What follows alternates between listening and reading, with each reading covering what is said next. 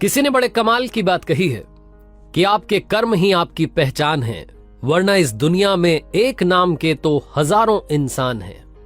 Hi guys, मेरा नाम है आरजे कार्तिक और आपके लिए एक छोटी सी कहानी। ये कहानी एक जादूगर की, जो जादू दिखाने के लिए धीरे धीरे प्रसिद्ध होता जा रहा था। राज दरबार में बात पहुंची, राजा ने उसे जादू दिखाने के लिए बुलाया। जादूगर को लगा कि जिंदगी में सबसे बड़ी कमाई करने का अवसर आ चुका है। जादूगर ये सोच रहा था कि वो सबसे अच्छा जादू दिखाएगा और सबसे ज्यादा इनाम राजा जी से पालेगा। दरबार में पहुंचा, सोचते हुए जा रहा था कि कौन सा जादू दिखाऊं। जब वहां पहुंचा तो उसे लगा कि सारे जादू तो दिखा चुका हूं, आज कुछ नया करता हूं। तो जादूगर ने राजा का मुकुट ही गायब कर दिया और जैसे ही मुकुट गायब हुआ, दरबारी हंसने लगे। राजा साहब को यह अपनी तौहीन लगी। वो गुस्से में आ गए। उन्होंने कहा कि इस जादूगर को काल कोठरी में डाल दो और 7 दिन के बाद इसे मृत्यु दंड दिया जाएगा, फांसी की सजा दी जाएगी। जादूगर गया था जादू दिखाने के लिए, इनाम पाने के लिए, उसे कोठरी में डाल दिया गया। उसकी पत्नी को बात मालूम चली, रोती बिलखती पहुंची अपने पति से मिलने के लिए। जाकर के देखती है कि जादूगर मुस्कुरा रहा था। उसने कहा कि पागल पागल तो नहीं हो गए हो, 7 दिन के बाद में तुम ये दुनिया छोड़ के चले जाओगे और तुम मुस्कुरा रहे हो। जादूगर ने कहा कि चिंता क्यों करती हो, अभी 7 दिन का समय है, अभी मुस्कुराओ, खुश रहो, सब ठीक होगा। पत्नी को लगा कि पति पागल हो गया है, मौत को सामने देख करके बातें पागलों जैसी कर रहा है। वो चुपचाप वहां से चली गई। रोज उससे मिलने के लिए आती, वो रोज कहता कि 6 दिन बचे, 5 दिन बचे, 4 दिन। फाइनली फांसी का दिन आ गया। राजा घोड़े पर सवार होकर के उस जादूगर के पास पहुंचा आखिरी बार मिलने के लिए। और जब उसने देखा जादूगर ने कि राजा घोड़े पर आया, उसके दिमाग में एक आइडिया आया। जैसे ही राजा वहां आया तो जादूगर उदास हो गया, रोने का नाटक करने लगा। राजा ने कहा कि हाँ भाई, क्या हुआ? उस दिन तो मुकुट गायब कर रहा था, जादू दिखा रहा था, आज जब तेरे सामने फांसी है तो तुझे रोना आ रहा है। जादूगर ने कहा कि नहीं महाराज, मरने से नहीं डर रहा हूं, मरना तो सबको है। मुझे इस बात का डर है कि बरसों से एक कला सीख रहा था, अपने घोड़े को उड़ना सिखा रहा था, उसे उड़ाना चाहता था। वो काम बस 1 साल में पूरा होने वाला था।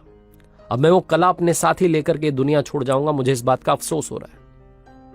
राजा के मन में आया कि उड़ने वाला घोड़ा ये जादूगर तैयार कर रहा है। मान लो वो घोड़ा मेरे पास आ गया तो मैं बड़ा से बड़ा युद्ध जो है आसानी से जीत जाऊंगा। बड़े से बड़े युद्ध में बड़े से बड़े राजा को ऐसे ही हरा दूंगा। उड़ने वाला घोड़ा मेरे पास होना चाहिए। इसी लालच में राजा ने उससे कहा, जादूगर से, कि एक काम करते हैं, 1 साल का तुम्हें समय देता हूं। 1 साल के बाद में अगर वो घोड़ा मुझे दे दिया तो बात ठीक है, लेकिन अगर नहीं दिया तो तुम्हें फांसी की सजा दे दी जाएगी 1 साल के बाद में। तब तक के लिए तुम्हें रिहा किया जाता है। तो 1 साल के लिए इसको बरी कर दिया गया। जादूगर सीधा अपने घर पहुंचा। वहां जाकर के देखता है मातम छाया हुआ था, लोग रो रहे थे, रिश्तेदार आए हुए थे, इसकी पत्नी रो रही थी।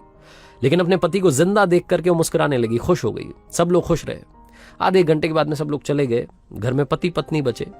पत्नी ने फिर से पूछा, एक बात बताओ, राजा ने आपको छोड़ कैसे दिया? तो जादूगर ने कहा कि एक शर्त पर छोड़ा है, 1 साल के अंदर मुझे उन्हें उड़ने वाला घोड़ा देना है। तो पत्नी जो थी वो फिर से गुस्सा होने लगी, कहने लगी कि पागल हो गए हो, ये क्या तुम वादा करके आ गए? उड़ने वाला घोड़ा हम बना ही नहीं सकते। जादूगर ने कहा, मालूम है मुझे नहीं बन सकता, लेकिन 1 साल का समय है, इस 1 साल में खुश रहो, मुस्कुराओ, इस जिंदगी को जियो, बस यही कहना चाहता हूं। पत्नी ने कहा कि फिर से तुम्हारा ज्ञान चालू हो गया।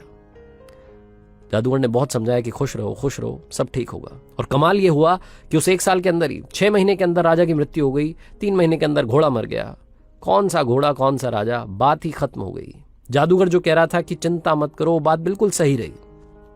छोटी सी मजेदार कहानी है, लेकिन हमें सिखाती है कि जिंदगी में हम में से बहुत सारे लोग आज में खुश नहीं है।